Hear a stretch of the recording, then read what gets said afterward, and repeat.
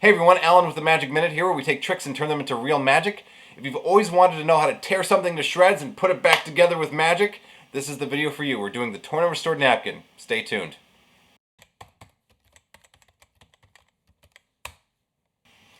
Okay, for this trick you need a napkin. I'm going to show you what the trick looks like first, so that way you know what you're trying to present to your audience. Okay, so the idea here is you tear this into a bunch of pieces, and then you just kind of squish it into a little ball.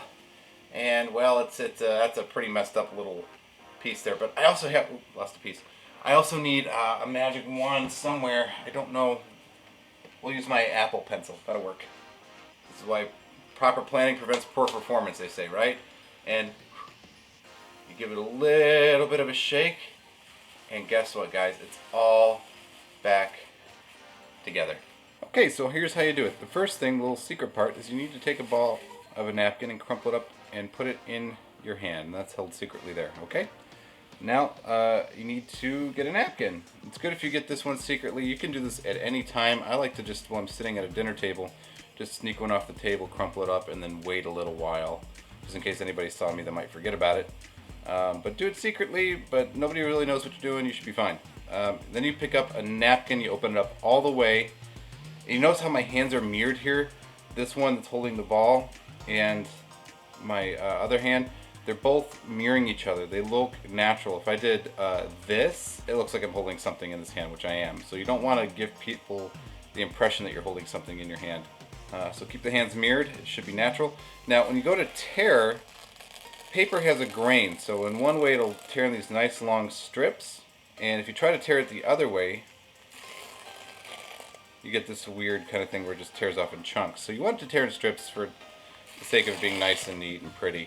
You don't have to, but just for me, I like the way this looks, and I think it looks more professional and presentable. And I take those strips and then I break those in half.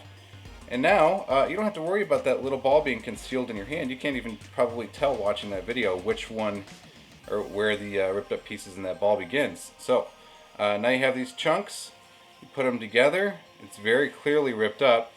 And now what I'm doing is I'm going to do it over the shoulder here in a second, and you'll see I'm just crumpling the torn pieces and setting them above the repaired pieces. Okay, so your position should be this. You should have all the torn pieces kind of crumple up into a loose ball on the top, the full napkin on the bottom, and then you want to, in the act of squeezing them or displaying them, turn them over end for end, so now you're replacing the torn pieces with the full napkin.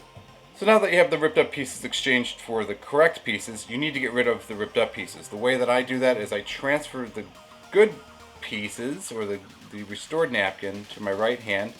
My left hand drops those ripped up pieces out of visual frame. And now I could either drop them in my pocket casually, or I could be pretending like I'm looking for something in one of my pockets, like a magic wand. And in the act of doing that, drop it into my pocket. Drop that into my pocket as I'm looking for. No, it's not there. Oh, there's the wand there. Now your hands are totally clean. In fact, now here's a cool place. If you are close enough to your audience member to allow them to hold on to the pieces, that's far better. I would give them the pieces and ask them to close their hand and turn their hand over like this. And that will prevent them from opening their hand. It's just psychologically, they're much less likely to open their hand and spoil the reveal if you ask them to turn their hand over. Now that you're in this position, you can do your little magic wave or whatever it is you want. Maybe a snap, a wave, a blow, whatever magical gesture to imply that magic has just taken place. They can turn their hand over and open up, and now the napkin is completely restored. So if you're coming back, thank you so much. I'm glad to have you back. And if this is your first time on the channel, thank you so much for coming to check out my video. I hope you found something of value here.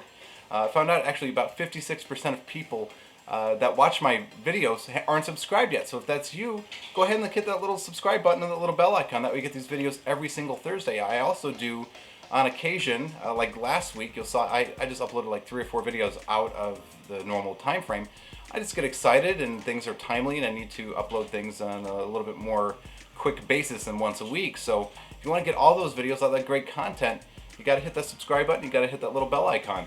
Also, take a link in the links below if you want to check out some other things that I recommend for magic, including books and stuff. You can find that in my Amazon affiliate links. Doesn't cost you anything additional, but it sure does help out this channel and support this channel. So make sure you look for that. And also join me on Instagram and Twitter where we can have some more quick one-on-one conversations.